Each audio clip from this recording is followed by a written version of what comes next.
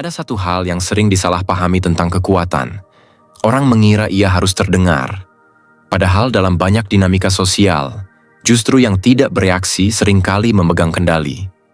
Bukan karena ia lemah, tetapi karena ia tidak mudah digerakkan oleh provokasi. Banyak orang belajar diam sejak kecil, seringkali sebagai cara bertahan. Saat suara mereka dulu dipatahkan, otak menyimpulkan bahwa keheningan lebih aman. Namun dalam kedewasaan, diam bisa berubah makna. Ia bukan lagi bentuk takut, melainkan pilihan sadar.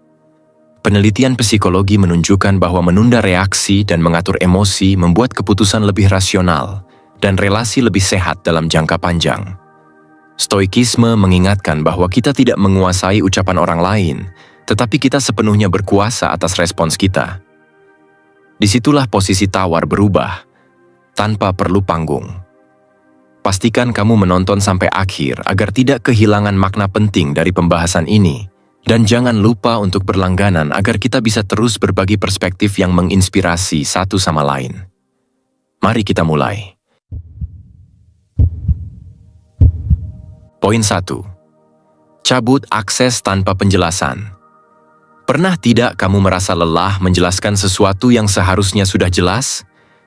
Lelah mengulang batas, mengulang rasa tidak nyaman, tapi tetap diperlakukan seolah suaramu tidak pernah ada.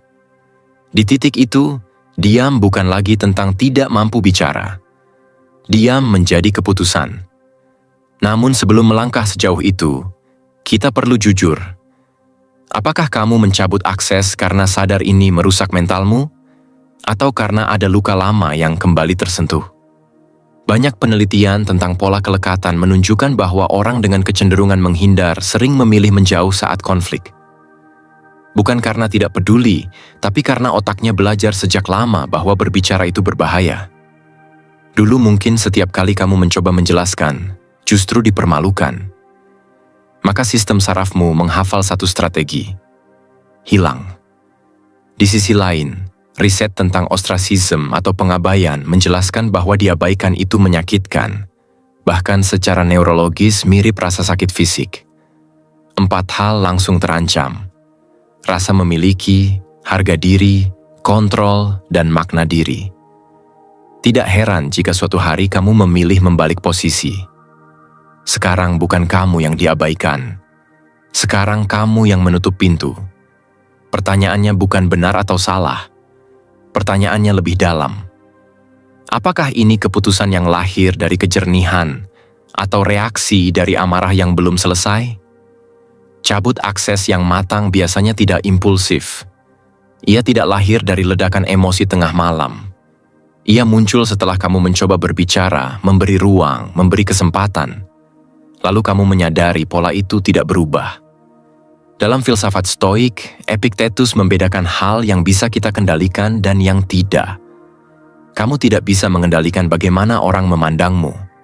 Tapi kamu bisa mengendalikan siapa yang punya akses ke waktumu, energimu, dan jiwamu. Di titik ini, mencabut akses bukan hukuman. Ia adalah batas, namun hati-hati. Ada perbedaan tipis antara menjaga martabat dan memainkan hukuman diam. Silent treatment yang manipulatif bertujuan membuat orang lain cemas, memaksa mereka mengejar. Itu bukan kekuatan, itu kontrol. Dan kontrol yang bergantung pada reaksi orang lain tetaplah ketergantungan. Jika dalam hatimu ada bisikan, biar dia panik, biar dia tahu rasanya, maka kamu sedang berdiri di wilayah abu-abu. Tapi jika bisikan itu berbunyi, saya tidak mau lagi berada di ruang yang mengikis harga diri saya, itu berbeda. Ketidakhadiran memang kuat. Otak manusia tidak nyaman dengan ketidakpastian.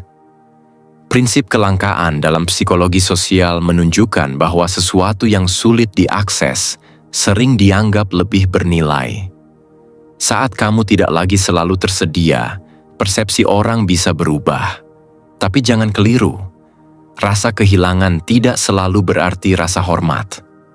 Kadang mereka hanya kehilangan kenyamanan, bukan menyadari nilaimu. Di sini kamu perlu reflektif. Jika mereka tidak pernah menyesal, apakah keputusanmu tetap terasa benar?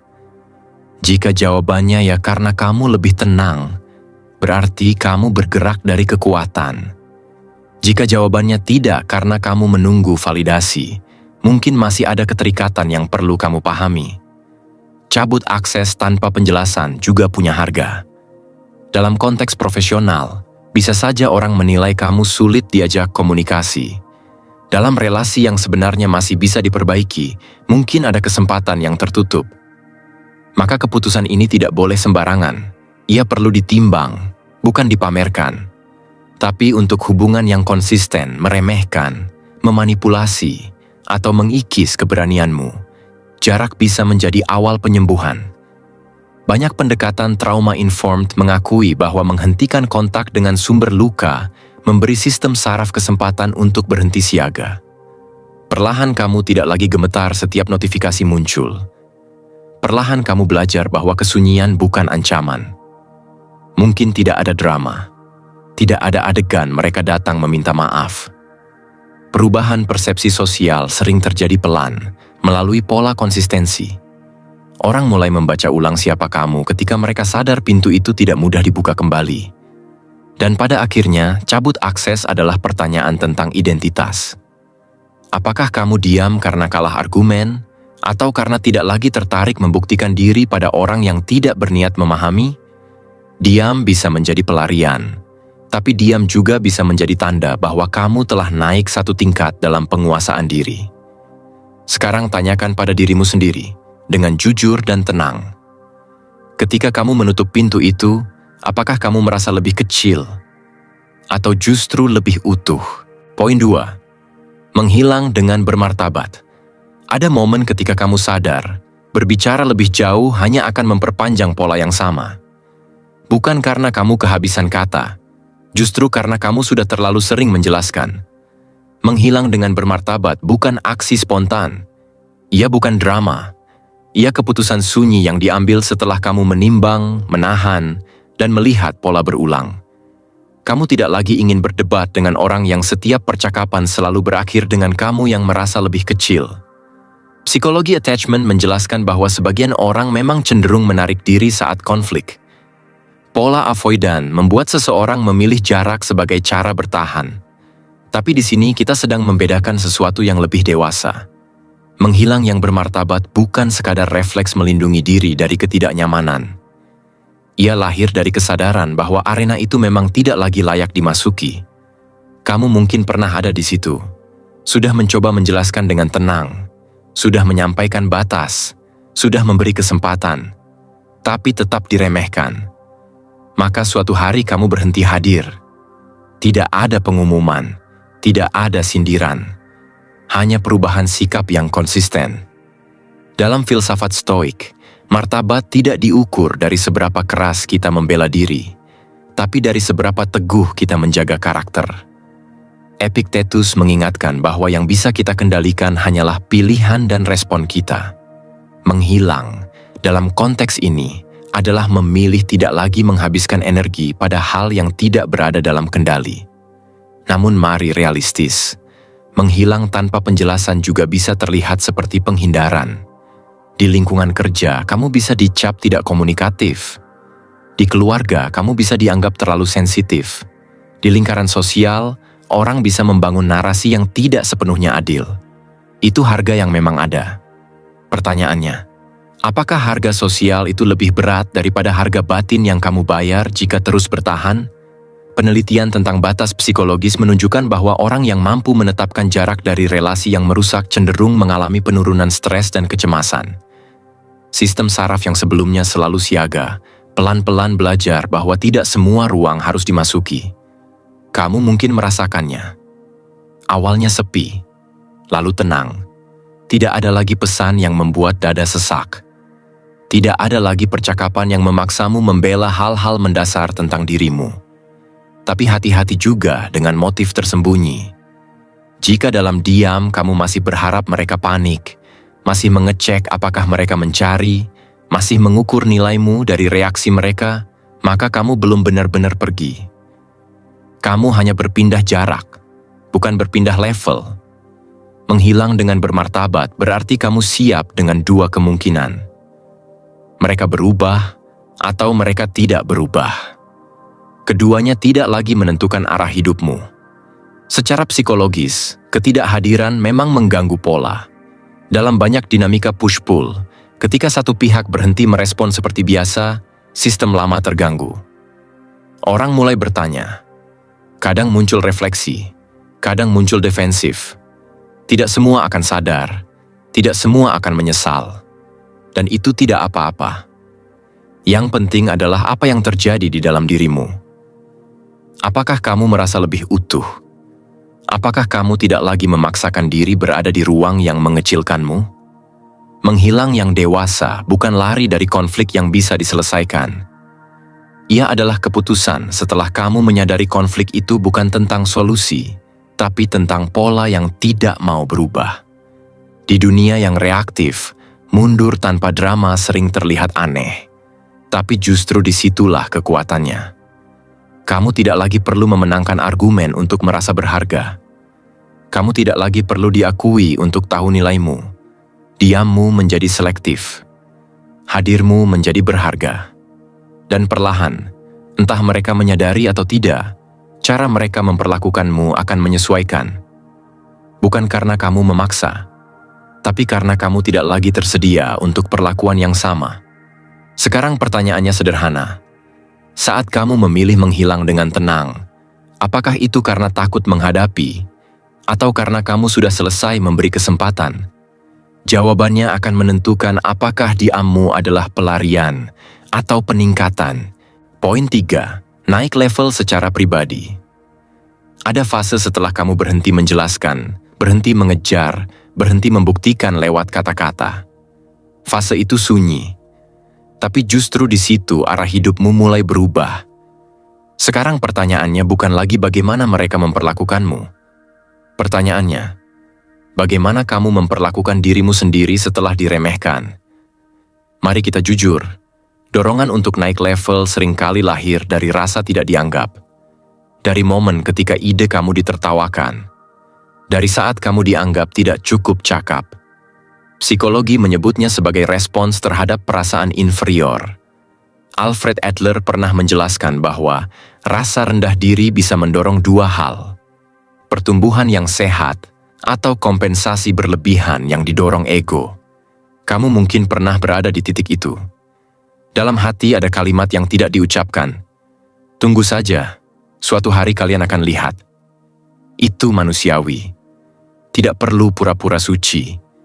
Tapi disinilah kamu perlu berhenti sebentar dan bertanya dengan tenang. Apakah aku naik level untuk hidupku atau untuk memuaskan skenario di kepalaku tentang mereka yang menyesal? Teori self-determination dalam psikologi menjelaskan bahwa motivasi yang paling kuat dan stabil berasal dari 3 hal. Rasa otonomi, kompetensi, dan koneksi yang sehat. Artinya, jika peningkatan dirimu membuat kamu lebih mandiri dalam mengambil keputusan, lebih kompeten dalam bidangmu, dan lebih selektif dalam relasi, itu pertumbuhan yang nyata. Bukan sekadar pembuktian. Naik level secara pribadi dalam konteks diam bukan berarti kamu mengumumkan transformasi. Justru sebaliknya, kamu mengurangi pembelaan, memperbanyak perbaikan. Contohnya sederhana. Biasanya kalau kita diremehkan di tempat kerja, reaksi pertama adalah ingin membantah. Ingin menjelaskan bahwa kita tidak seburuk itu. Tapi kali ini kamu memilih fokus. Kamu ambil pelatihan tambahan. Kamu rapikan sistem kerjamu. Kamu belajar komunikasi yang lebih tegas, tanpa banyak cerita. Beberapa bulan kemudian, hasilnya terlihat. Bukan dalam bentuk postingan motivasi, tapi dalam performa. Dalam ketenangan saat rapat, dalam kemampuan berkata tidak tanpa nada defensif. Manusia cenderung lebih menghormati hasil konkret dibanding argumen panjang. Ini bukan soal pencitraan, ini soal konsistensi. Reputasi terbentuk dari akumulasi perilaku, bukan satu momen emosional. Namun tetap realistis, perubahanmu mungkin tidak langsung mengubah cara mereka memperlakukanmu. Orang jarang cepat memperbarui persepsi. Dalam kepala mereka, kamu masih versi lama. Butuh waktu. Butuh konsistensi. Disinilah ujian sebenarnya muncul. Apakah kamu tetap berjalan meski tidak ada pengakuan? Jika motivasimu masih bergantung pada reaksi mereka, kamu akan mudah goyah. Tapi jika kamu mulai menikmati prosesnya, menikmati peningkatan kecil yang terasa di hidup sehari-hari, maka sesuatu sedang menguat di dalam dirimu. Kepercayaan diri yang sehat jarang datang dari satu kemenangan besar. Ia lahir dari bukti kecil yang berulang. Dulu kamu mudah tersulut, sekarang kamu bisa menahan 5 detik sebelum merespons. Dulu kamu takut mengambil keputusan, sekarang kamu mulai berani menentukan arah. Perubahan ini mungkin tidak dramatis, tidak ada tepuk tangan, tapi ada rasa tenang yang tumbuh pelan, dan tanpa kamu sadari, dinamika berubah. Orang yang dulu merasa lebih unggul mulai melihat jarak, bukan karena kamu menyerang balik, tapi karena kamu tidak lagi berdiri di tempat yang sama. Di sini makna diam menjadi lebih jelas. Kamu tidak lagi sibuk membuktikan nilai diri lewat debat. Kamu membiarkan kualitas hidupmu berbicara. Stoikisme sejak dulu menekankan bahwa yang bisa kamu kendalikan adalah karakter dan tindakanmu, bukan opini orang. Ketika kamu memilih naik level tanpa perlu mengumumkan, kamu sedang memindahkan pusat kendali kembali ke dalam. Sekarang coba tanyakan pada dirimu sendiri. Jika tidak ada satupun dari mereka yang pernah menyadari perubahanmu, apakah kamu tetap ingin berkembang seperti ini? Jika jawabannya iya, maka kamu sudah melangkah ke tingkat yang berbeda. Karena pada akhirnya, diam yang paling kuat bukan yang membuat orang lain menyesal, tapi yang membuatmu tidak lagi membutuhkan penyesalan mereka untuk merasa cukup. Poin 4. Menjadi tidak tersedia secara emosional. Ada satu jenis diam yang lebih dalam dari sekadar tidak membalas pesan. Diam ini terjadi di dalam. Kamu masih hadir secara fisik, masih bekerja, masih tersenyum secukupnya. Tapi akses ke ruang batinmu tidak lagi semudah dulu. Dan anehnya, justru di titik itu cara orang memperlakukanmu mulai berubah. Mari kita luruskan dulu. Menjadi tidak tersedia secara emosional bukan berarti kamu berhenti merasa. Bukan berarti kamu berubah jadi dingin dan kebal. Itu salah kaprah yang sering terjadi. Secara psikologi, banyak orang menjadi tertutup karena luka lama. Penelitian tentang attachment menunjukkan bahwa mereka yang tumbuh dalam lingkungan yang tidak aman secara emosional cenderung membangun jarak sebagai mekanisme perlindungan. Mereka belajar bahwa terlalu terbuka berarti terlalu rentan. Tapi di sini kita bicara tentang sesuatu yang lebih sadar. Kamu pernah terlalu responsif, terlalu cepat menjelaskan, terlalu sibuk memastikan semua orang nyaman. Lalu suatu hari kamu sadar, sebagian orang justru menggunakan akses emosional itu untuk meremehkanmu. Mereka tahu tombol mana yang harus ditekan. Maka kamu berhenti memberi tombol itu. Dalam teori regulasi emosi, ada perbedaan antara menekan emosi dan mengelola emosi. Menekan berarti kamu pura-pura tidak merasakan apapun. Mengelola berarti kamu tahu apa yang kamu rasakan, tapi memilih kapan dan kepada siapa kamu mengekspresikannya. Ini perbedaannya. Biasanya kalau kita diremehkan, kita ingin membela diri, ingin meluruskan. Tapi sekarang kamu memilih kalimat yang lebih pendek. Respon yang lebih terukur. Kamu tidak lagi menjelaskan seluruh isi kepalamu pada orang yang tidak berniat memahami. Apakah ini manipulatif? Tidak, selama niatmu bukan menghukum. Penelitian tentang expressive suppression menunjukkan bahwa menahan emosi secara kronis bisa berdampak buruk pada kesehatan mental dan kualitas relasi. Tapi yang kamu lakukan di sini bukan membekukan emosi. Kamu hanya tidak lagi menyerahkannya pada orang yang salah. Kamu tetap punya ruang aman untuk memprosesnya. Mungkin lewat jurnal, mungkin lewat percakapan dengan 1-2 orang yang benar-benar bisa dipercaya, mungkin lewat refleksi yang sunyi. Yang berubah hanya satu hal. Tidak semua orang lagi punya hak untuk melihat sisi terdalam darimu. Menariknya, secara sosial, stabilitas emosional sering dibaca sebagai wibawa. Manusia cenderung lebih berhati-hati pada orang yang tidak mudah terpancing. Bukan karena takut, tapi karena tidak ada lagi reaksi impulsif yang bisa dimanfaatkan. Bagi sebagian orang, perubahan ini membingungkan. Mereka mungkin berkata kamu berubah. Dingin. Tidak sehangat dulu. Mungkin ada rasa kehilangan yang mereka sendiri tidak bisa jelaskan. Pertanyaannya sederhana. Apakah kamu benar-benar dingin atau hanya tidak lagi memberikan kehangatan secara sembarangan? Di sini kamu perlu jujur pada diri sendiri. Jika jarak emosional ini membuatmu lebih tenang, lebih stabil, dan tidak lagi mudah dipermainkan, maka itu pertumbuhan. Tapi jika kamu mulai menutup semua pintu, bahkan pada orang yang tulus, mungkin itu luka yang belum selesai. Stoikisme tidak pernah mengajarkan mati rasa. Ia mengajarkan kendali, mengamati emosi, lalu memilih respon yang selaras dengan nilai diri. Menjadi tidak tersedia secara emosional dalam konteks ini adalah bentuk selektivitas. Kamu tidak lagi reaktif pada provokasi. Kamu tidak lagi menjadikan validasi mereka sebagai kebutuhan harian. Dan perlahan, dinamika berubah. Orang yang dulu merasa bebas mempermainkan emosimu mulai sadar bahwa akses itu sudah tidak ada. Mereka harus menyesuaikan sikap atau kehilangan koneksi. Pada akhirnya, ini bukan tentang membuat mereka menyesal. Ini tentang membuat dirimu lebih aman di dalam. Sekarang tanyakan pada dirimu dengan pelan. Apakah kamu sedang mengeras atau sedang matang? Karena diam yang dewasa bukan berarti hati membeku. Ia berarti kamu cukup menghargai dirimu untuk tidak menyerahkan emosi pada orang yang belum belajar menghormatinya. Poin 5. Tegakkan batasan secara diam-diam. Ada satu momen yang sering tidak terlihat orang lain. Bukan saat kamu marah. Bukan saat kamu pergi. Tapi saat kamu memutuskan, dalam hati, bahwa harga dirimu tidak lagi bisa ditawar.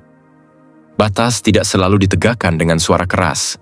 Justru seringkali ia berdiri dalam bentuk keputusan yang tenang. Kamu tetap sopan, tetap profesional. Tapi ada garis yang sekarang jelas, dan kamu tidak lagi mengizinkan siapapun melewatinya. Menariknya, banyak orang baru belajar memasang batas setelah terlalu lama membiarkan pelanggaran kecil terjadi. Awalnya cuma candaan yang terasa merendahkan. Lalu komentar yang makin berani. Lama-lama kamu sadar, setiap toleransi kecil seperti menggerus sesuatu di dalam. Penelitian tentang batas psikologis dan self-esteem menunjukkan bahwa orang yang kesulitan menetapkan batas cenderung memiliki harga diri lebih rendah dan tingkat stres sosial yang lebih tinggi. Mereka takut ditolak, takut dianggap sulit, takut kehilangan relasi. Jadi mereka diam. Tapi diam yang ini bukan kuat. Ini diam yang menumpuk. Sampai satu hari, kamu merasa lelah. Bukan marah meledak. Hanya lelah terus mengorbankan kenyamanan demi diterima. Di titik itu, sesuatu berubah. Menegakkan batas secara diam-diam bukan berarti kamu tidak pernah berbicara. Idealnya, ada satu kalimat sederhana yang pernah kamu ucapkan. Singkat, jelas, tanpa ceramah. Setelah itu, yang berbicara adalah konsistensi. Kamu mengurangi akses, mengubah cara merespons, tidak lagi tertawa pada candaan yang merendahkan, tidak lagi menjelaskan diri berlebihan, tidak lagi memberi perhatian ekstra pada orang yang menggunakannya sebagai alat kontrol. Ini bukan hukuman diam, ini konsekuensi. Dalam psikologi komunikasi, batas sehat berbeda dengan silent treatment. Silent treatment bertujuan membuat orang lain bingung dan tersiksa. Batas sehat bertujuan melindungi nilai diri. Bedanya terletak pada niat dan konsistensi. Mungkin kamu bertanya, apakah ini akan membuatmu terlihat sombong, kaku, tidak fleksibel? Kemungkinan itu ada. Saat kamu berhenti menjadi orang yang selalu mengalah, beberapa orang akan merasa kehilangan kenyamanan. Mereka mungkin menyebutmu berubah. Tapi perubahan tidak selalu berarti kamu memburuk. Bisa jadi kamu hanya berhenti membiarkan diri diremehkan. Secara sosial, konsistensi memberi sinyal kekuatan. Teori tentang status dan regulasi emosi menunjukkan bahwa individu yang mampu menjaga sikap tanpa reaksi berlebihan sering dipersepsikan lebih berwibawa. Bukan karena mereka dingin, tapi karena mereka stabil. Dan stabilitas itu sulit diremehkan. Namun ada sisi lain yang perlu kamu awasi. Jika batas yang kamu pasang membuatmu makin sinis terhadap semua orang, mungkin itu tembok, bukan pagar. Pagar melindungi, tapi masih punya pintu. Tembok menutup segalanya. Batas yang sehat tetap menyisakan ruang bagi orang yang menghargai. Ia tidak lahir dari dendam, tapi dari kesadaran bahwa hubungan yang baik butuh dua pihak yang saling menjaga. Dalam filsafat Stoik, kebebasan sejati muncul ketika kamu berhenti bergantung pada opini orang. Epictetus mengingatkan bahwa yang berada dalam kendali kita adalah sikap dan tindakan, bukan respons orang lain. Menegakkan batas secara diam-diam adalah praktik nyata dari prinsip itu. Kamu tidak lagi mencoba mengubah karakter mereka. Kamu hanya mengatur peran mereka dalam hidupmu. Apakah semua orang akan langsung menghormati batasmu? Tidak. Beberapa akan menguji. Beberapa akan mencoba kembali ke pola lama. Disinilah konsistensi diuji. Jika hari ini kamu tegas lalu besok kamu luluh tanpa alasan jelas, pesan yang kamu kirim menjadi kabur. Tapi jika kamu tenang dan konsisten, lingkungan perlahan belajar bahwa garis itu nyata. Dan yang paling penting, kamu belajar sesuatu tentang dirimu sendiri. Bahwa kamu mampu melindungi harga dirimu tanpa harus menjadi kasar. Bahwa kamu bisa berkata tidak tanpa kehilangan kendali. Sekarang renungkan satu hal. Apakah batas yang kamu pasang selama ini dibuat untuk melindungi dirimu? Atau untuk membuat orang lain merasa bersalah? Jawaban itu akan menentukan apakah diammu adalah bentuk kedewasaan, atau hanya versi halus dari kemarahan yang belum selesai. Karena pada akhirnya, diam yang paling kuat bukan yang membuat orang takut, tapi yang membuatmu tetap utuh. Kesimpulan, pada akhirnya pertanyaannya bukan lagi apakah diam itu ampuh. Pertanyaannya lebih jujur dari itu. Siapa kamu setelah memilih diam? Kita sudah melewati beberapa bentuk diam. Bukan diam karena tidak mampu bicara, tapi diam yang terukur. Cabut akses, menghilang dengan martabat, naik level tanpa banyak pengumuman, mengatur ketersediaan emosional, menegakkan batas tanpa keributan. Sekarang kita tarik garis lurusnya. Secara psikologis, diam bisa menjadi mekanisme pertahanan. Banyak riset tentang emotional silence menunjukkan bahwa orang sering memilih diam untuk melindungi diri dari overload emosi, dari rasa malu, dari takut dinilai lemah. Itu manusiawi. Tapi diam yang hanya berfungsi sebagai benteng tanpa refleksi sering menyisakan residu. Pikiran penuh skenario, tubuh tetap tegang, relasi makin dangkal. Sebaliknya, ketika diam dipadukan dengan kesadaran diri dan tindakan nyata, efeknya berbeda. Studi tentang regulasi emosi dan batas psikologis menunjukkan bahwa orang yang mampu mengelola respons dan menetapkan batas secara konsisten cenderung memiliki harga diri lebih stabil serta tingkat stres sosial yang lebih rendah. Bukan karena dunia tiba-tiba berubah, tapi karena pusat kendalinya bergeser. Dan disitulah inti stoikisme bekerja.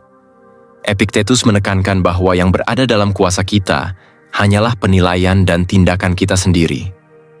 Bukan opini orang, bukan interpretasi mereka. Jadi ketika kamu berhenti mengejar pengakuan dan mulai mengatur responsmu, kamu sebenarnya sedang memindahkan kendali dari luar ke dalam. Sekarang coba kamu refleksikan. Jika tidak ada satupun dari mereka yang pernah menyesal, apakah proses ini tetap berharga? Jika jawabannya tidak, mungkin kamu masih mengejar validasi dalam bentuk yang lebih halus. Jika jawabannya iya, karena hidupmu lebih tenang, fokusmu lebih jernih, dan energimu tidak lagi bocor ke drama yang sama, maka kamu sedang bertumbuh. Perlu juga jujur bahwa strategi ini tidak bebas harga. Beberapa relasi akan menjauh, beberapa orang akan salah paham. Dalam fase transisi mungkin ada kesepian. Penelitian tentang social withdrawal menunjukkan bahwa menarik diri tanpa membangun relasi baru bisa meningkatkan risiko isolasi dan gangguan emosional. Artinya, diam bukan solusi tunggal. Ia harus diimbangi dengan pembangunan kualitas hidup dan relasi yang lebih sehat. Kalau tidak, Ia berubah dari kebijaksanaan menjadi tembok. Namun ketika diam disertai konsistensi, sesuatu terjadi perlahan. Orang mulai membaca ulang kamu. Bukan karena kamu mengancam, tapi karena pola lama tidak lagi bisa digunakan. Kamu tidak lagi reaktif, tidak lagi mudah ditekan, tidak lagi mengemis pengakuan. Reputasi baru terbentuk bukan dari satu momen heroik, melainkan dari pola berulang. Kamu tidak terpancing hari ini, tidak terpancing minggu depan, tidak terpancing bulan depan. Lingkungan belajar bahwa kamu bukan lagi versi lama. Dan mungkin, tanpa kamu sadari, perubahan terbesar justru terjadi di dalam. Kamu tidur lebih nyenyak. Kamu tidak lagi menyusun balasan panjang di kepala. Kamu tidak lagi membayangkan adegan pembuktian. Kamu hanya hidup. Stoikisme tidak menjanjikan bahwa orang akan selalu adil. Dunia tetap penuh ego. Tapi ia mengajarkan satu hal yang sederhana dan keras. Kendalikan dirimu dan biarkan konsekuensi berbicara. Jadi ketika kita mengatakan, diam Anda bisa mengubah cara mereka memperlakukan Anda, itu bukan mantra pasif. Itu hasil dari rangkaian pilihan sadar. Diam yang lahir dari kejernihan. Batas yang dijaga tanpa drama. Tindakan nyata yang konsisten. Dan kemauan untuk melepaskan kebutuhan menjadi disukai semua orang. Sekarang pertanyaan terakhir untukmu. Apakah kamu siap dihormati? Bahkan jika itu berarti tidak lagi disukai oleh sebagian orang? Karena disitulah perbedaan antara sekadar terlihat kuat dan benar-benar menjadi kuat. Dan jika kamu sudah sampai di sini, mungkin kamu tidak lagi membutuhkan mereka menyesal. Kamu hanya membutuhkan dirimu tetap utuh